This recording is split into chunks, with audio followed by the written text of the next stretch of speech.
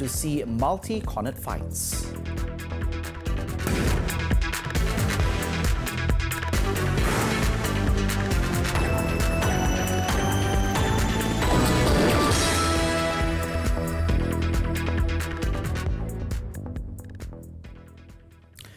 All 14 anglers and 4 crew members who were reported missing after their boat capsized in Langkawi waters on Saturday are safe.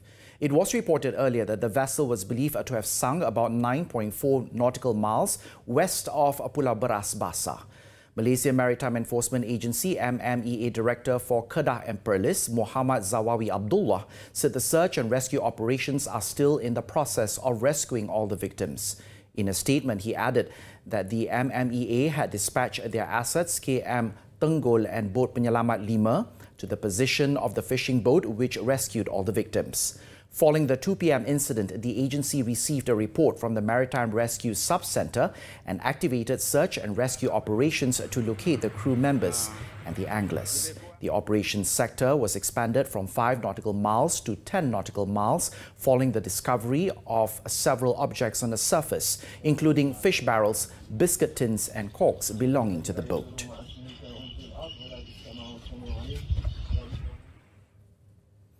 Malaysia hopes to resolve issues on the implementation of the Land Vaccinated Travel Lane (VTL) land between the country and Thailand, Singapore as well as Brunei before the Hari Raya Aidilfitri celebration in May. Prime Minister Dato Sri Ismail Sabri Yaakob said the Health Ministry was looking into several recommendations proposed by the Cabinet to ease cross-border movements by land between the 4 countries. Ini Kementerian Kesihatan sedang memikirkan bagaimana nak mempermudahkan. Kalau tidak, queue-nya pasti panjang. Ya. Queue-nya pasti panjang dengan kereta dan sebagainya kalau melalui sempadan darat ini. Jadi kita telah memberikan beberapa cadangan sebenarnya kepada Kementerian Kesihatan dan Kementerian Kesihatan akan mencari kaedah yang terbaik bagaimana nak mempermudahkan dan mempercepatkan. Tapi saya boleh menegaskan yang perkara ini dapat kita selesaikan sebelum Hari Raya lah. Dato Sri Ismail Sabri said this during a press conference with the Malaysian media in Bangkok at the end of his 3-day working visit to Thailand on Saturday. He added, apart from accelerating the recovery process of the tourism sector, VTL land would also help boost bilateral trade and stimulate the economy, as well as allow family members in Malaysia, Thailand, Singapore and Brunei to get together. The VTL implementation was amongst several important matters discussed during his meeting with his Thai counterpart, Prayut Chan-o-cha, at the Republic's Government House on Friday. To facilitate and accommodate the implementation of Malaysia-Thailand VTL, both leaders have also agreed to recognise the digital COVID-19 vaccination certificates issued by both countries. It was reported that Malaysia and Thailand is targeting to increase their bilateral trade to $30 billion by the year 2025 as they prepare to resume cross-border movement for vaccinated travellers between both countries through the implementation of VTL by land, sea and air. Last year, both countries registered $23.64 billion in bilateral trade, with almost 50% or $10.5 billion contributed by trade activities along the Malaysia-Thailand border. Meanwhile, Dato Sri Ismail Sabri said both Malaysia and Thailand have agreed to carry out a feasibility study for a high-speed rail HSR route between Kuala Lumpur and Bangkok. The Prime Minister also said the agreement was reached during his meeting with his Thai counterpart Prayut on Friday. Dan kami berdua bersetuju supaya kedua-dua negara mengadakan kajian kebolehilaksanaan ataupun feasibility study dan kita akan meminta kementerian-kementerian dan jabatan-jabatan yang berkaitan mengambil tindakan segera. Dato Sri Ismail Sabri added the meeting also touched on the Malaysia-Thailand connectivity projects, and both countries concurred that the expert working group as well as the technical committee should expedite consultations on constructing a road alignment linking the Bukit Kayu Hitam Immigration, Customs, Quarantine and Security Complex with Sadao Customs, Immigration and Quarantine Complex in Songkhla, southern Thailand. Both leaders also agreed to resume consultations on implementing two friendship bridge projects across Sungai Golok in Kelantan, which is the second Rantau Panjang Sungai Golok Bridge, and the new bridge between Pengkalan Kubur and Takbai. Malaysia and Thailand have forged diplomatic ties for 65 years since Malaysia gained independence in 1957. Meanwhile, Dato Sri Ismail Sabri also said that Thailand has agreed that Malaysia should continue its role as the facilitator in the peace dialogue on southern Thailand. It has also expressed its appreciation for the continuous cooperation in strengthening security along the borders of the two countries. The negotiations are described as new hope to end violence in Patani, Yala, Narathiwat and Songkhla, in which the majority of the residents are Muslims. Face-to-face negotiations were disrupted when the Malaysia-Thailand border was closed due to the COVID-19 pandemic. Insurgency in southern Thailand, which began in 2004, had taken more than 7,000 lives. Campaigning for the Johor state election is underway after the nomination process ran smoothly earlier on Saturday in a peaceful and orderly manner.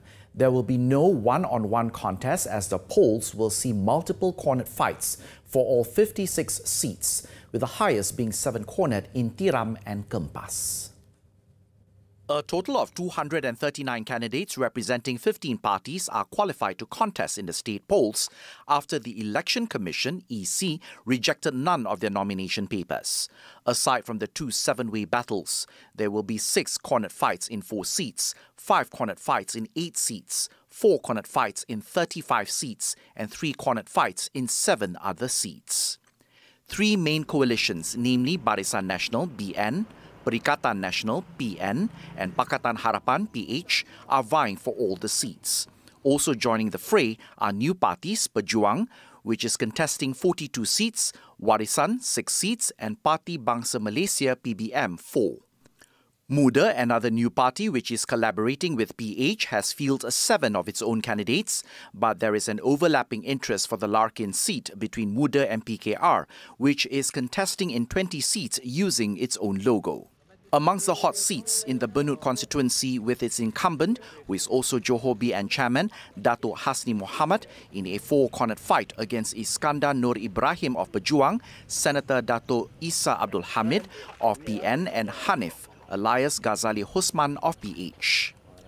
Another is the Pariyaani seat, which will see its incumbent, Johor PH chairman, who is also State Amanah Chief, Aminul Huda Hassan, in another 4-way battle against Datuk Muhammad Najib Samuri of BN, Ahmad Nafwal Mahfuz of PN, and Muhammad Rithaudin Muhammad Tahir of Pejuang. For the Bukit Kepong seat, the incumbent former Johor Menteri Besar Datuk Dr. Shahruddin Jamal from PN will also be in a 4-cornered fight against BN's candidate Ismail Mohamad, Matai Mat Suhud from Pejuang, and Nur Afika M. Zulkifli of Muda. Tosrin Jarvanti, aged 71, is the oldest candidate in the polls, representing PN in Bukit Permai, and he is facing off against Muhammad Azrul Abdul Rahani of Muda, Dato Muhammad Jafni Muhammad Syukur of BN, and Mukhtar Abdul Wahab from Pejuang. Of 239 candidates, 37 are women, with 2 youngest candidates who are aged 26. Also contesting are 16 independent candidates. Early voting has been set on March the 8th, while polling on March 12th.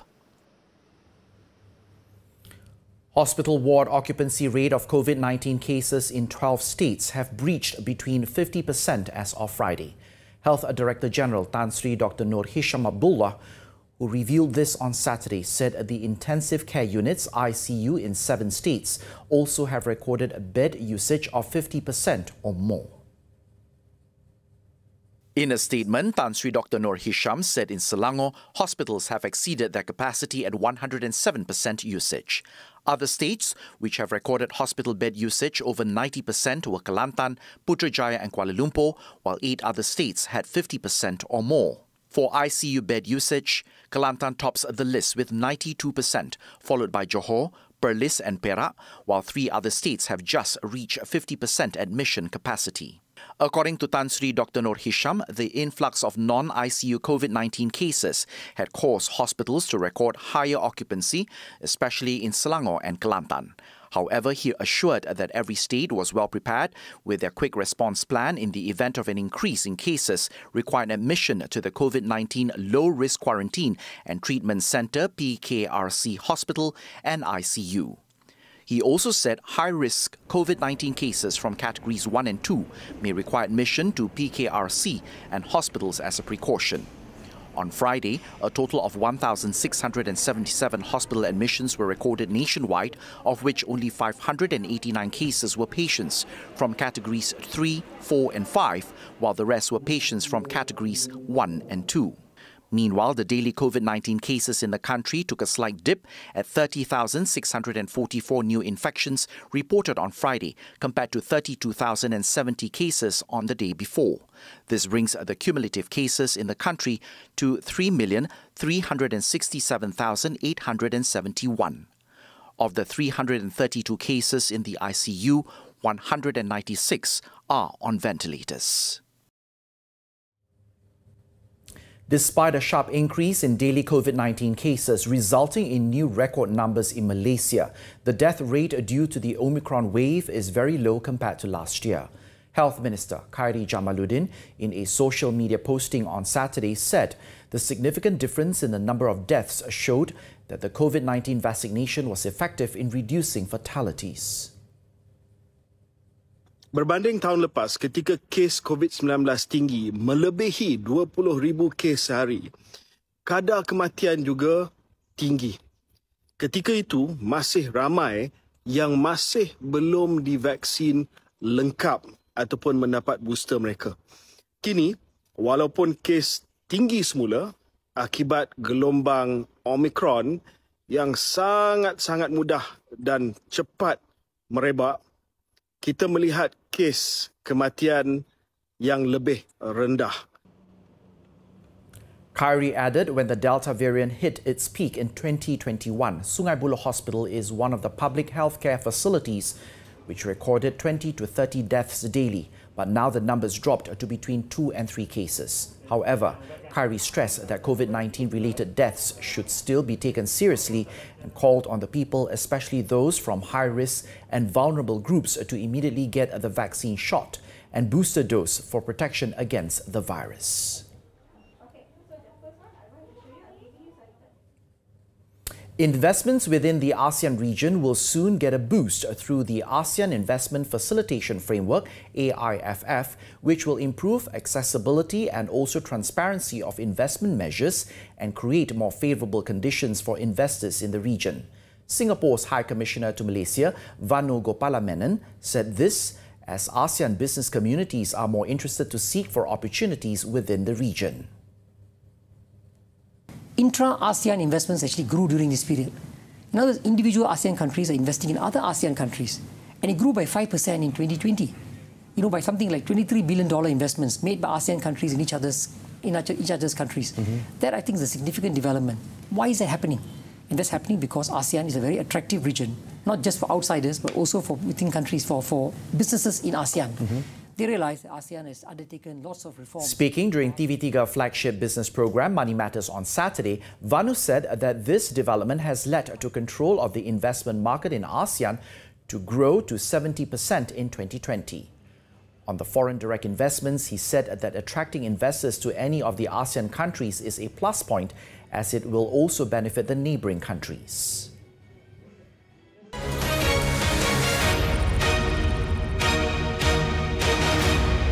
The important thing here is that the sovereignty, territorial integrity of Ukraine must be fully respected. And we have called on Russia to withdraw its forces and to sit down and engage in a dialogue with Ukraine to find a peaceful solution to whatever problems they have between them. And in terms of the economics, you know, like you yourself just pointed out, oil prices have gone up overnight, plus $100 more. I mean, more than $100 now per barrel. That is quite a big increase. And there's evidence and statistics to show that the gross merchandise value of the internet economy is going to grow. By 2025, sometimes statistics show that the Malaysian internet economy might grow as much as 14%, and in Singapore by 17%. And you add it up, you're talking about $60 billion economy, by 2025. So we got to make sure that we can take advantage of this growing economy. But tourism is one area where I think we can definitely work together. You have plenty of tourism sites in Malaysia, and Singaporeans, I think, are not very familiar with every single tourism site. They think of Malaysia and they think of Penang, they think of Kuala Lumpur, they think perhaps of Ipoh, and not many think of, let's say, even Sabah, Sarawak, or even parts of Perak, like the Balloon Forest, example. So I think we should look for ways to promote all these places. One thing you can consider doing is to introduce them in a way to digital tourism. I remember in 1967, when we first joined ASEAN and wanted to make it a free trade area. The talk was there, the actions were not there. We were offering tariff-free on products that nobody wanted to buy. We were ready to reduce tariffs to zero for snow blowers and ski equipment, knowing that nobody's going to sell and buy these things in ASEAN. Today, we've gone on to dealing with the real stuff that matters. And we've created ASEAN Free Trade Area, we've created ASEAN Economic Community. All these are plus points, I think, for the region, and that on which Singapore is able to tap and benefit. Right. And Singapore is not the only country. I think Malaysia can do equally well by tapping into the opportunities in ASEAN.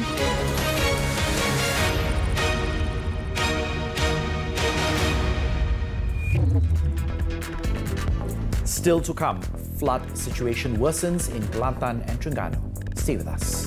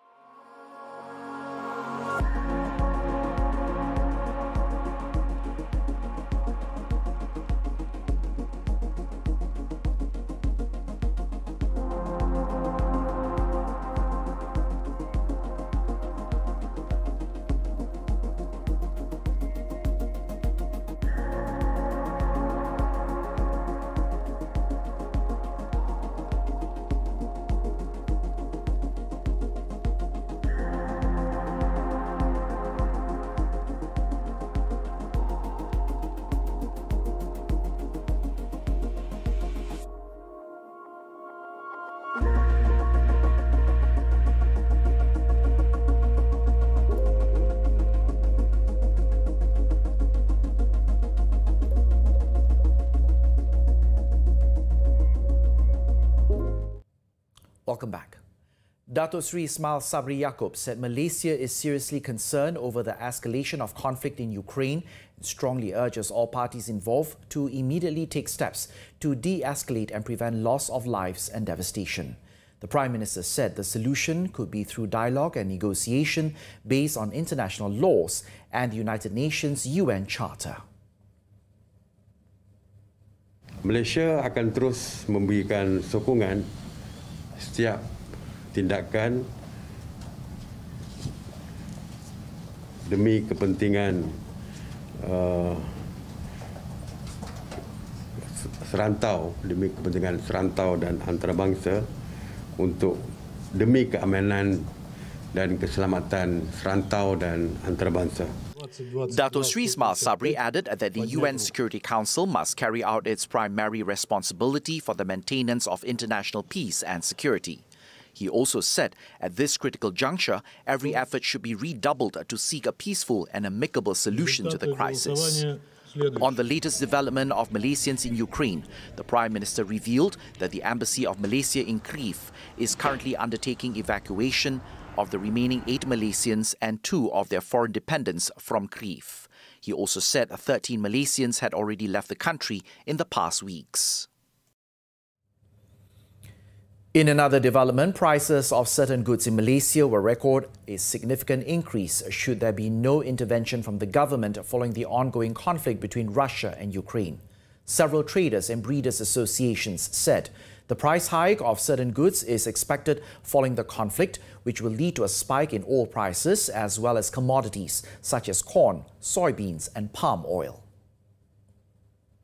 Federation of Livestock Farmers Association of Malaysia FLFAM advisor Datuk Jeffrey Ng said he believes that the prices of chicken were expected to increase further next month.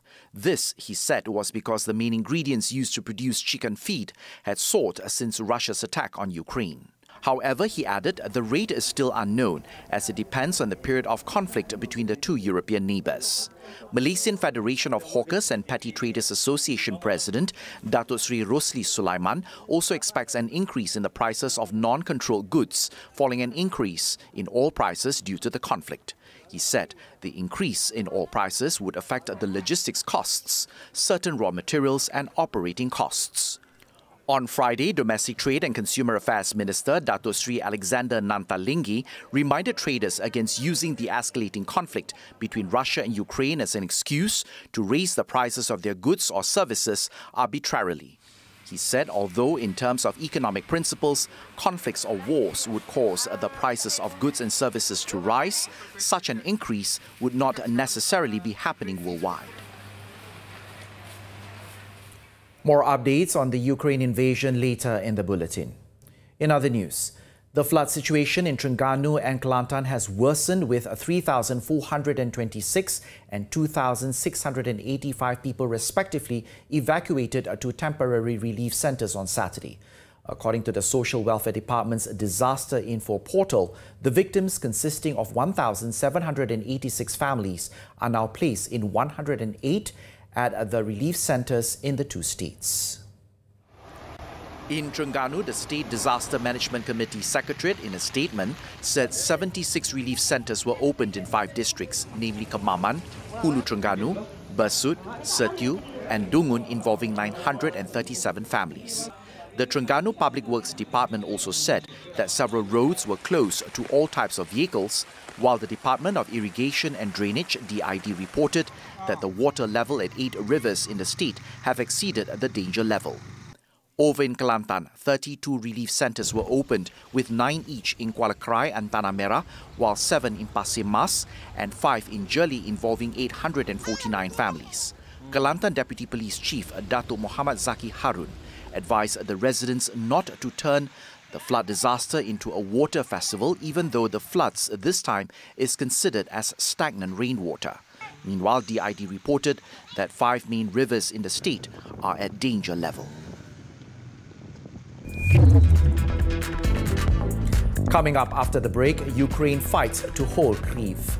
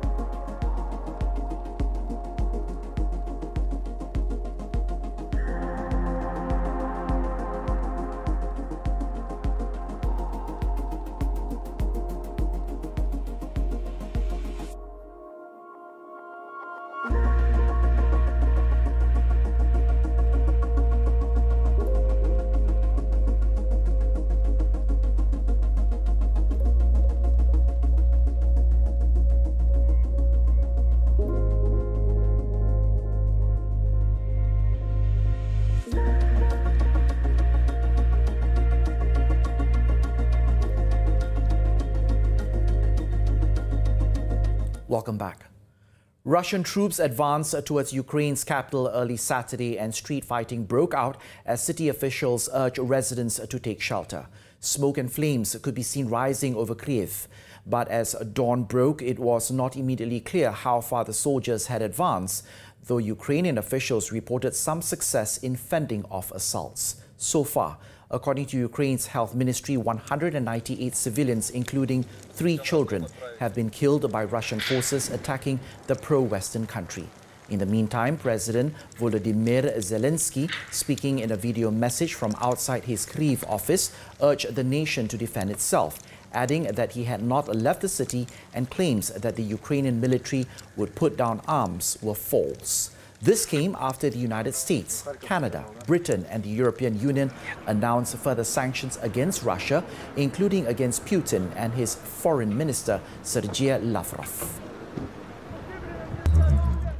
Meanwhile, Russia, as expected, vetoed a UN Security Council resolution that deplored in the strongest terms the country's aggression against Ukraine and demanded the immediate withdrawal of its troops.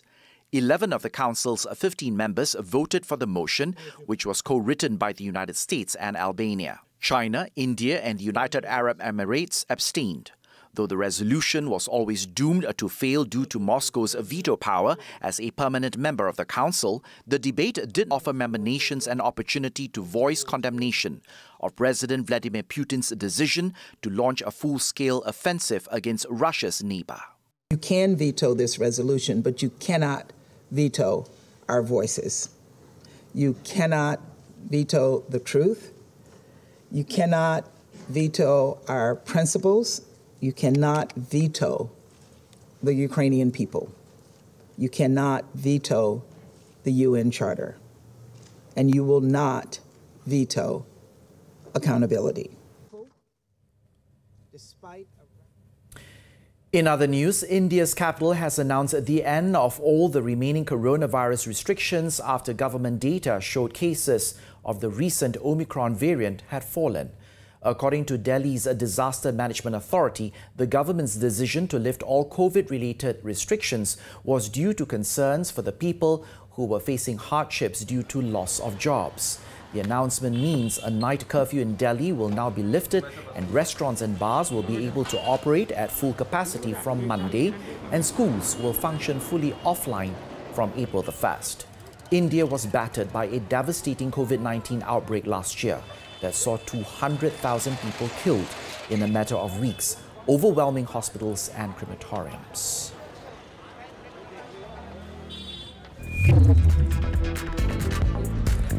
Vietnam sealed maiden AFF Under-23 title after beating Thailand. Stay tuned.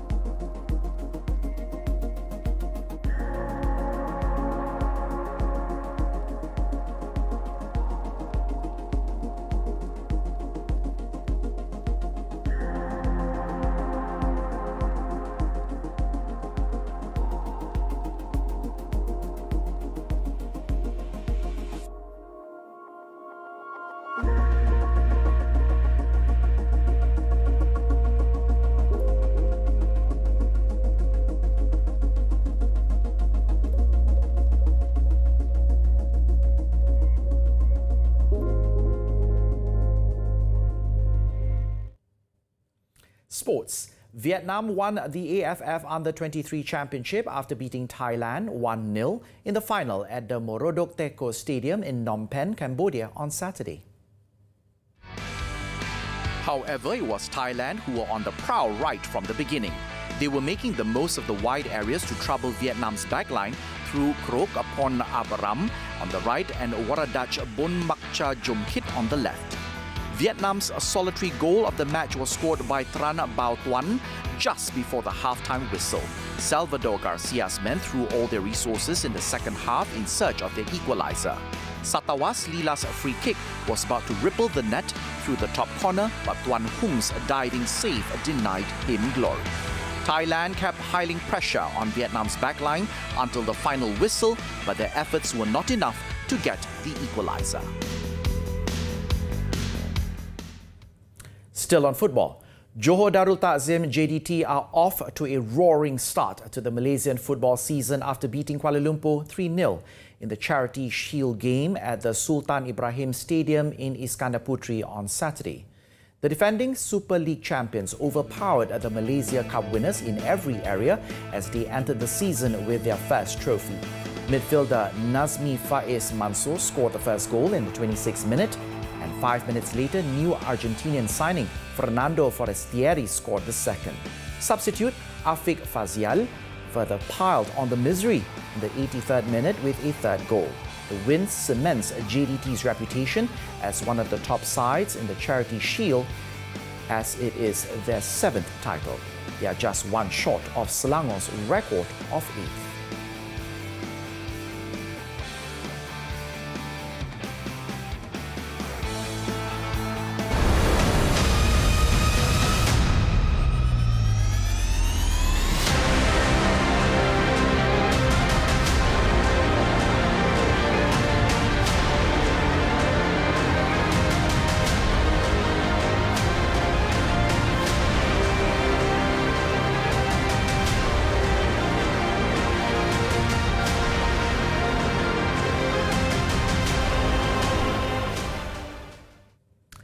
In Thailand, old military or commercial airplanes have been turned into stunning cafes or restaurants. Amongst them, a former US Air Force plane, which was transformed into a coffee shop, and a retired Boeing 747 jumbo jet, which is now serving snacks and drinks.